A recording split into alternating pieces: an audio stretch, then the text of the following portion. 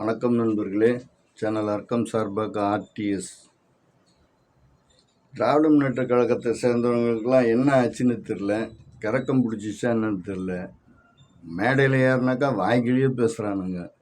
அதில் இப்போ அமைச்சராக இருக்கக்கூடிய பொன்முடி இப்படின்றாரு, அப்புறம் இப்படின்றாரு. அதுக்கு ஒரு தனியாக விளக்கம் கொடுக்குறாரு. அந்த கூசும் விளக்கத்தை நம்ம இந்த இதில் பதிவு பண்ணக்கூடாது.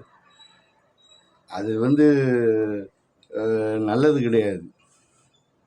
சைவம் வைணவம் அப்படின்னு சொல்லிட்டு இவரெல்லாம் நம்ம முதலமைச்சரை சோழர் குலத்தை சேர்ந்தவர். அவர் தஞ்சை மாவட்டம்.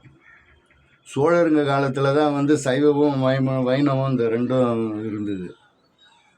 ரொம்ப மிக நீங்கள் பார்த்தீங்கன்னாக்கா இன்றைக்கி சிவன் கோயில் இருக்கிறது எல்லாமே சோழர் காலத்தில் கட்டப்பட்டது தான். என்ன அந்த மாதிரி இருக்கும்போது இவர் இப்படின்றாரு அதிகம் ரொம்ப ரசித்து ருசித்து அந்த மேடையில் பேசுகிறாரு. கட்சி பதவி மட்டும்தான் அவர்கிட்ட நம்ம முதலமைச்சர் பறிச்சிருக்காரு.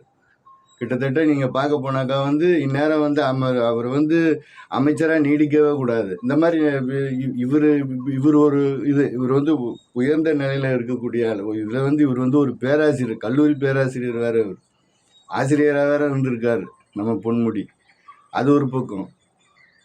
இதில் இப்போ திருநெல்வேலியில் ஒருத்தர் இருந்துக்கிட்டு அவன் பேசுகிறான், அந்த ராவணன்னு சொல்லிட்டு அவனும் ஒருத்தன். வாயை திறந்தாக்கா வங்காள விரிகுடா மாதிரி இருக்கு. ஏன்னா நம்ம கூவத்தை சொல்லக்கூடாது. ஏன்னா கூவம் நாத்தம் பிடிச்ச நதியே கிடையாது. நிறைய பேருக்கு எந்த அளவுக்கு அது தெரியும்னு தெரில. கூவம்ன்றது அந்த ஸ்ரீபெரும்புத்தூர் அரக்கோணம் லைனில் போகும்போது உள்ளே மெயின் ரோட்லேருந்து ஸ்டேட் ஹைவேலேருந்து உள்ளே போனாக்கா ஒரு 5 to 8 கிலோமீட்டருக்குள்ளே இருக்கக்கூடிய கூவம் வில்லேஜ். அது கூவம்ன்றது ஒரு ஒரு இது அது ஒரு ஊராட்சி. அது கூவம்ன்றது அந்த பகுதியில் உள்ளுக்குள்ளே அந்த சைடில் இருக்கக்கூடிய அந்த மழை பெஞ்சு அந்த தண்ணி அப்படியே ஓடி அந்த இதில் அந்த பக்கம் இருக்கக்கூடிய ஒரு நதியில் கிடக்கிறதுனால அது கூவம் நதியாகிடுச்சு. இவனை கூவத்தை பேர் அது நல்ல மழைநீர் அது வர மழைநீர் வடிகால். அது கூவத்தெல்லாம் சொல்லக்கூடாது, வங்காள விரிகுடான்னு தான் சொல்லணும். ஏன்னா இவனுக்கு வாயை திறந்தா வங்காள விரிகுடா மாதிரி தான் இருக்குது.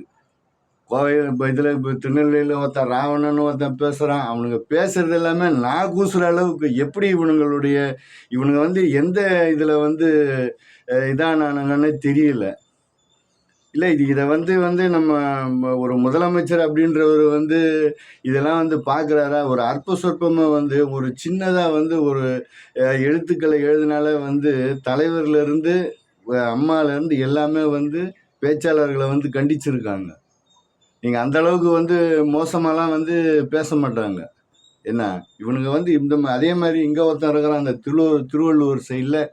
அவன் அந்த சிவாஜி கிருஷ்ணமூர்த்தி அப்படின்னு. இவனுங்கெலாம் மரியாதையை கொடுக்கறதே தப்பு இவனுங்களுக்கு. அவனும் இந்த மாதிரி தான் நான் நாத்தம் பிடிச்சவன்ட்ட பேசிகிட்டு இருக்கிறான். என்ன இதெல்லாம் ஒரு முதலமைச்சர் பார்த்துட்டு இந்த காணொலியெல்லாம் பார்த்துட்டு இவெல்லாம் இந்த மாதிரி இருந்துட்டு இப்போ பொம்பளைங்களாம் எவ்வளோ பேர் வேறு இதில் வேறு கூட்டி கொண்டு அங்கங்கே காசு கொடுத்து கூட்டி வச்சுக்கிறானுங்க. அப்படி இருந்து கூட அந்த பெண்கள் மத்தியில் கூட அந்த மாதிரி தான் பேசிகிட்டு இருக்கானுங்க. முதல்ல முதலமைச்சர் தலையிட்டு இவனுங்களெல்லாம் முதல்ல கட்சியிலேருந்து தூக்குங்க.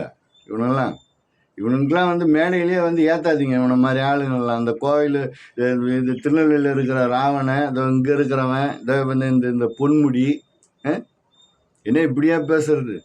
ஓசியில் போகிறீங்களே, பஸ்ஸில் ஓசியில் உங்களுக்கு 1000 ரூபாய் யார் வீட்டு யார் வீட்டு பணத்தில் ஓசியில் போகிறாங்க? இவர் வீட்டு பணத்தில் போகிறாங்களா இல்லை முதலமைச்சர் வீட்டு பணத்தில் போகிறாங்களா? மக்களுடைய வரி பணம் தானே ஓசி பஸ்ஸுன்னே வச்சுப்போம். மக்களுடைய வரி பணத்திலேருந்து தானே எடுத்து கொடுக்குறீங்க.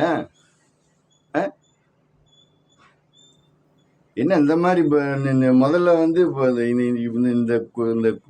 இந்த திருநெல்வேலியில் இருக்கிற ராவணன், அதே மாதிரி இந்த இதில் இருக்கிற சிவாஜி கிருஷ்ணமூர்த்தி, இந்த பொன்முடி இந்த பேச்சுக்களை ஒரு ஒரு மக்கள் சார்பாக நான் கடுமையான கண்டனத்தை தெரிவித்துக் கொள்கிறேன். நன்றி, வணக்கம். ஆர்டிஎஸ்.